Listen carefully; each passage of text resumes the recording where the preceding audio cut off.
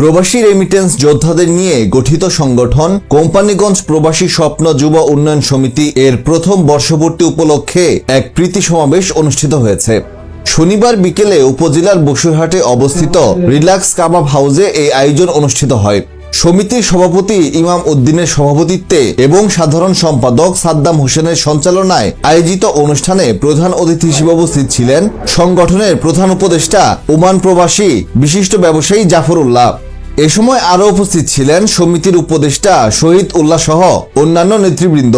কোষাধ্যক্ষ মোহাম্মদ আবু তাহেরের সার্বিক সহযোগিতায় আয়োজিত এই অনুষ্ঠানে টেলিকনফারেন্সের মাধ্যমে বক্তব্য রাখেন সংগঠনের উদ্যোক্তা দুবাই প্রবাসী জিয়াউর রহমান সোহাগ, সৌদি আরব প্রবাসী গিয়াস উদ্দিন এবং ফেরদৌস হোসেন সোহাগ।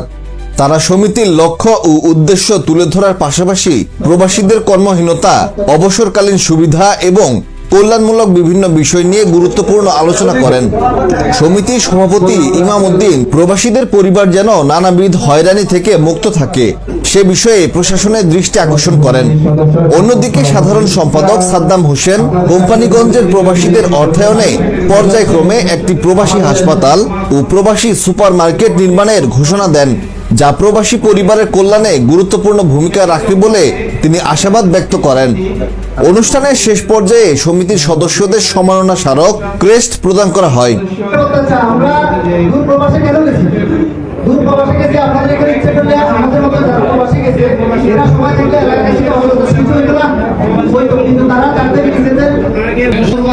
আমার জীবন আমার মৃত্যু সবকিছু প্রতিপালক আল্লাহর জন্য।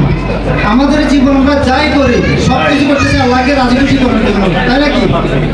আমরা যে এখানে যে একটা আমানত, যে একটা সমিতি, যে একটা সোসাইটি আমরা ঐক্যবদ্ধ হয়েছি, এটাও আমাদের কাছে প্রবাসীদের একটা আমানত।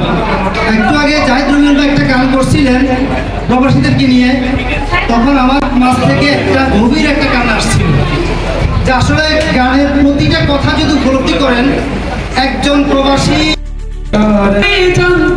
আমি চিন্তা না কিবা